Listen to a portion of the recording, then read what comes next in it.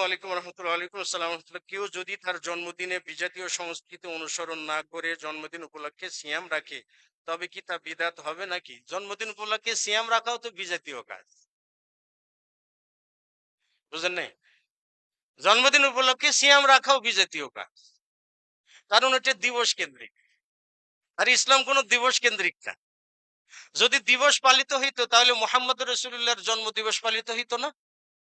আবু বকরের জন্ম দিবস জানেন? উমর বিন খাত্তাবের জন্ম দিবস জানেন?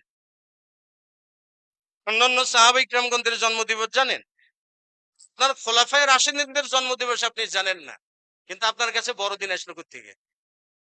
বড়দিন এসেই তো আপনাকে জন্মদিবস পালন উদ্বুদ্ধ করেছে না?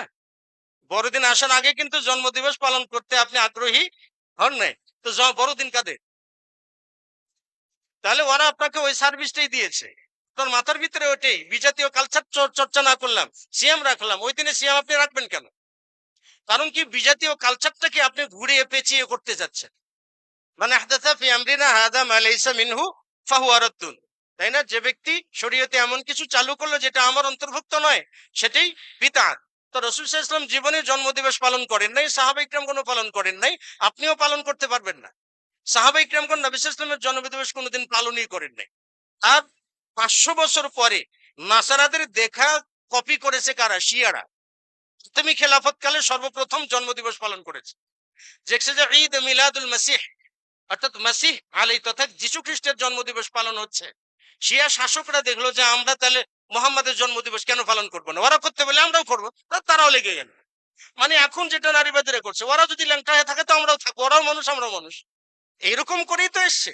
আপনি বিজাতীয় কালচার যেভাবে পালন করেন না কেন, বিজাতীয় কালচার তো বিজাতীয় কালচারই। কাজে কোনো দিবস, শরীয়ত কোনো দিবস কেন্দ্রিক না।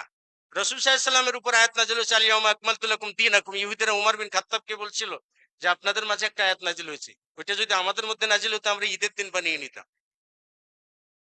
উমর বিন খাত্তাব রাদিয়াল্লাহু তাআলা আনহু তাকে একটা আঘাত করে বলছিলেন যে ইয়াদু আল্লাহ, আয়াত কোনটা সেটাও জানি, কোথায় নাযিল হয়েছে তাও জানি, কোন তারিখে নাযিল হয়েছে সেটাও জানি। আয়াতটা কি? আল ইয়াউমা আকমালতু লাকুম দীনাকুম। তার মানে ইসলাম কোন দিবসকে কি করে না, গ্রহণ করে না। কাজে আপনি আপনার জন্মদিবস উপলক্ষে কোনো কাজই করতে পারবেন না।